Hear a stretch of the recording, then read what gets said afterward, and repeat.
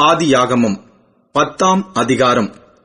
நோவாவின் குமாரராகிய same, com, யாப்பேத் என்பவர்களின் வம்ச வரலாறு. ஜலப்பிரளயத்துக்குப் பின்பு அவர்களுக்கு குமாரர் பிறந்தார்கள். யாப்பேத்தின் குமாரர் கோமர், மாகோகு, மாதாய், யாவான், தூபால், மேசேக்கு, தீராஸ் என்பவர்கள். கோமரின் குமாரர் அஸ்கினாஸ், ரீபாத்து, தொகர்மா என்பவர்கள். யாவானின் குமாரர் எலிசா, தர்ஷீஸ், கித்தீம், தொதானீம் என்பவர்கள். இவர்களால் ஜாதிகளுடைய தீவுகள் அவனவன் பாஷையின்படியேயும் அவரவர்கள் கோத்திரத்தின்படியேயும் ஜாதியின்படியேயும் வேறு வேறு தேசங்களாய் பகுக்கப்பட்டன. காமுடைய குமாரர் கூஷ், மிஸ்ராயிம், பூத், கானான் என்பவர்கள். கூஷுடைய குமாரர் சேபா, ஆவிலா, சப்தா, ராமா, சப்திகா என்பவர்கள்.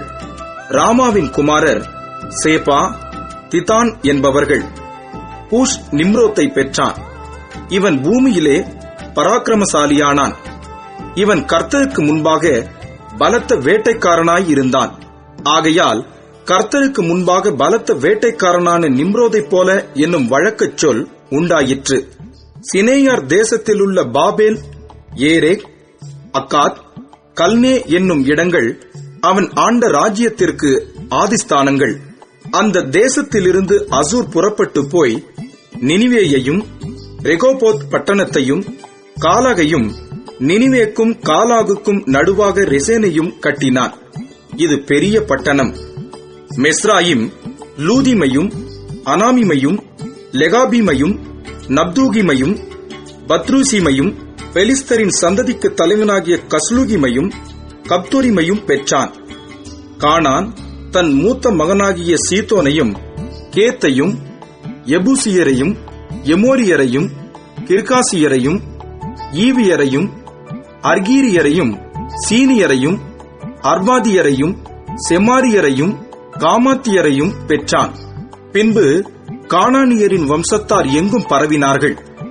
கானானியரின் எல்லை சீதோன் முதல் கேரார் வழியாய் காசாமட்டுக்கும், அது முதல் சோதோம், கொமோரா, அத்மா, செபோயும் வழியாய் லாசாமட்டுக்கும் இருந்தது.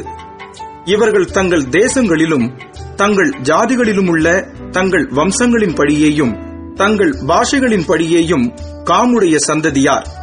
சேமுக்கும் பிள்ளைகள் பிறந்தார்கள். அவன் ஏப்பருடைய சந்ததியார் எல்லாருக்கும் தகப்பனும் மூத்தவனாகிய யாப்பேத்துக்கும் தம்பியுமாய் இருந்தான். சேமுடைய குமாரர் ஏலாம், அசூர், அர்பக்சாத், லூத், ஆராம் என்பவர்கள். ஆராமுடைய குமாரர் ஊத்ஸ், கூல், கேத்தர், மாஸ் என்பவர்கள். அர்பக்சாத் சாலாவை பெற்றான். சாலா ஏபேரை பெற்றான். ஏபேருக்கு 2 குமாரர் பிறந்தார்கள். ஒருவனுக்கு பேலேகு என்று பேர், ஏனெனில் அவனுடைய நாட்களில் பூமி பகுக்கப்பட்டது. அவனுடைய சகோதரன் பேர் யுக்தான்.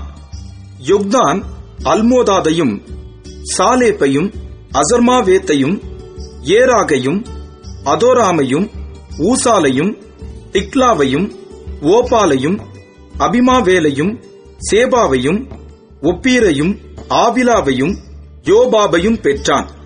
இவர்கள் அனைவரும் யுக்தானுடைய குமாரர்.